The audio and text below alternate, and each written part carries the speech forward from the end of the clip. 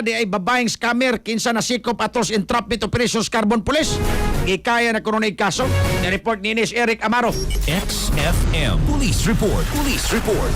Katropaga Erika mga kigalang gikay na karon og kaso no kalapasan sa Article 315 sa Revised Penal Code o STAPA ni ingon man Section 6 sa Republic Act 10175 o kining Cybercrime Prevention Act of 2012 kini usa ka 28 anyos nga babaeng gihulog ning scammer kinsa unang napusasan ato sa entrapment operation nga gipigid sa Carbon Police Station sa may barangay Mambaling Dakbayan sa Subo. Ang dinakpan ilan nga si Janet Amadora Brago adunay kaipon residente sa barangay Iniwan Syudad sa Subo. Si Brago matod ba unang nangilad unang scam pinagi ni sa kinipog pag adto og usa ka jewelry store nga nimutang usab diri sa may barangay Pahina Central Cebu City diin magpakanon ning kinipog nakabayad na og ni-deposit na sa kinipong bank account sa mga usab nga jewelry store sa iya usab nga gipang kuha nga mga kining alahas gold kinipong jewelries katong mga kahigalaan ang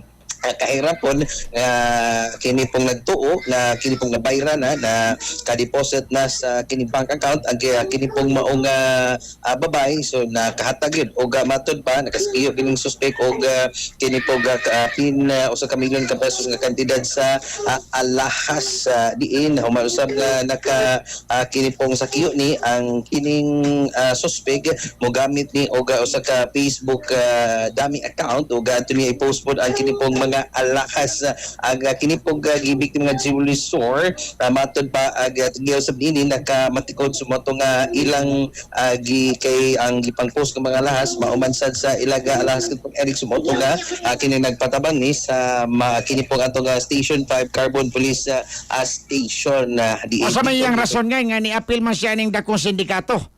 Ang kining suspitsado katong Eric Magilan Ang uban ko ng kauban nito sa Manila ko no? Naani siya yung mga matod bakauban sa Manila katong mga Eric mga kahigalaan po no nya ang kining mausap nga babae ang iyahalagi kining sa depensa to sa among pagkinabi katong Eric nga kining naagid siya amo nga wa niya hinamli kay ato ting pangutana kisa may pangan sa mga amo di lang po confidential na po kuno di na siya mustorya pero naagid ko siya amo nya suguon ra siya sa pag pick up sa kining pong mga paghatod sa mga alahas katong Eric mga kahigalaan din di mo to kini pong ato kapulisan kay lagi una doon na po siya na biktima po kanyanto Mindanao area katong Eric gani ang naibaw nga nadakpan din siya mo po sa kini pong pasaka pong kaso kay nailhan naman gini ang kining mausab nga suspensado katong Eric mga kahigalaan. So may rason niya nga ni-appeal mo siya diya karon sa kanang dakong sindikator anang pagpangilad. Wow, di si trabaho di ay. Nakita yung picture ng bayhana kaganiha. Di man iingon siya nga idaran pa. Batanon pa, 28 anyos pa. Katong Eric, naman siya kaipon, pero tuwa ko sa Manila po, katong Eric, mga kaigalaan, nasa duha ka anak. Ano kasama rin yung mga anak?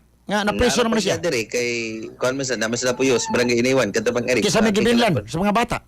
Yang mama, katong Eric, no? So, kuhan man eh. Ano bang naman sila po yun diris may barangay Iniwan po no ang kini pong babay mo lagi ni matod usab niya kung si pagbuto biktima ra pod siya katong Eric mga kaigalaan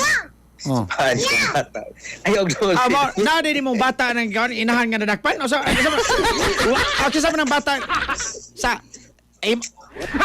ni nako adopted katong Eric isip pagitag bata aning nadakpan unya karon nay bata ni Tingo kay mo report ikaw karon klaruhan na rin. Basig ikay ni Adap aning iyang mga anak. Wala. Although naluoy taga sa mga pero iyang matapag pang scam di mo gini maayo sa morning di magod babaeng dako 28 anyos pagyod di bakol pwedeng mga plegtarong nga trabaho niya nagapila-pilan dako kay sindikato yabag sakto na big time gyud sila katong Eric kay nakabasa man ko ani kaganiha nakabasa ko dinagko ning ilang tirada sakto na dili lang kanang binagsang jewelry kanang kaning makakuha lang pipila lang ka pudyot nga alas di nagkuhay gyud katong Eric mga ganun minilyon no ang or close to million ang ilang makuha in one setup katulad or one transaction ang ilang pag kunuhay pagpalit diha og alahas sa kining jewelry store pero ang bayad ipaagi kunuhay online dagko sila makuha katubang Eric no so mo ni ila pa ron sa kapulisan kinagto sa ang kapulisan wala ni siya maginusara murag na po siya mga contact dito sa kauluhan katapang Eric kani murag ang igsuon apil pod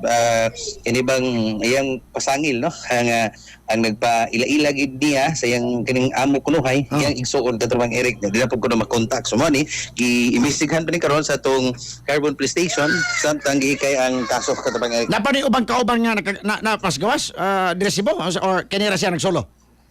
Naay pagduda nga tong kapulisan bisan kani siya mong balibad siya kanang di naman siya mahingaan katupang Eric panguntahan mo kisingan sing amo kisingan sing isuon di naman siya mutugan katupang Eric pero pagduda sa tong kapulisan napagin siya mga kauban.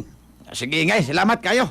So mo ni nga ino tong kasigas gikan sa Carbon Police Station mga katropa para di mo dia mailad di ay kape no nga mo pa lantib sa Memoria Cognitive Function mga higala ato ga Santo Plus Comex ginamas yes well incorporated humot lami asun sa sustansyado good for the heart memory immune system nga kape ha Santo Plus Comex alang sa Ligosang Pilipino para sa Pilipinas ng katropa Eric Amaro X7 News FM Report. Santon Plus Gold, mapalit sa mga butika sa inyong lugar.